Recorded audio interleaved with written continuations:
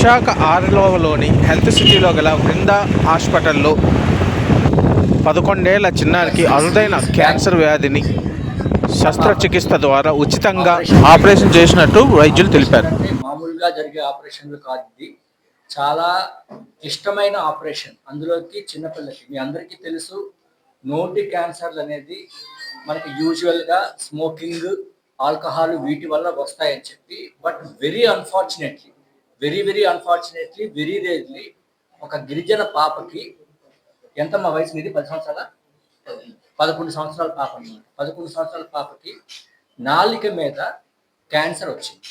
మామూలుగా smoking, alcohol bad habits వల్ల వస్తాయి, కానీ 11 సంవత్సరాల పాపకి అన్ఫార్చునేట్లీ మామూలుగా వచ్చే కార్సినోమా అని కాకుండా సార్కోమా అని ఇది ఒక variety different type of cancer. But what ever it is, it's cancer నాలుక మీద వచ్చింది. వీళ్ళు ఏంటంటే చాలా ఇంటీరియర్ పాడేరు లోపల ఉన్న విలేజెస్, ఆ ఫారెస్ట్ విలేజెస్, ట్రైబల్ పీపుల్ అనమాట.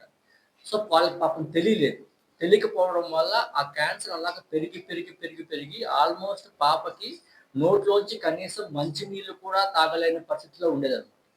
మంచినీళ్ళు తాగలేకపోయేది, అన్నం తినలేకపోయేది, మొత్తం సలైవా అంతా ఇట్లా నోట్లో నుంచి కారిపోయేది. సో అట్లాంటి పేషెంట్ని మా అబ్బాయి భరత్ అని చెప్పి ఒక అబ్బాయి ఉన్నాడు, భరత్. సో ఆ అబ్బాయి నాకు చెప్పాడు, సార్ ఇట్లా ఒక చిన్న పాప ఉంది, క్యాన్సర్ ఉంది అని చెప్పంటే, పాడేరు బాగా డీప్ విలేజెస్ లో ఉంది అని చెప్పంటే, లేదు నువ్వు వెళ్ళి వాళ్ళకి ఎక్స్ప్లెయిన్ చెయ్యి. వీళ్ళందరికీ ఏంటంటే భయపడతారు, ఆపరేషన్ అంటే చాలా డబ్బు ఖర్చు అయిపోతుంది, మనం తట్టుకోవాలమా లేదు, సిటీకి వెళ్ళాలంటేనే వాళ్ళకి భయం.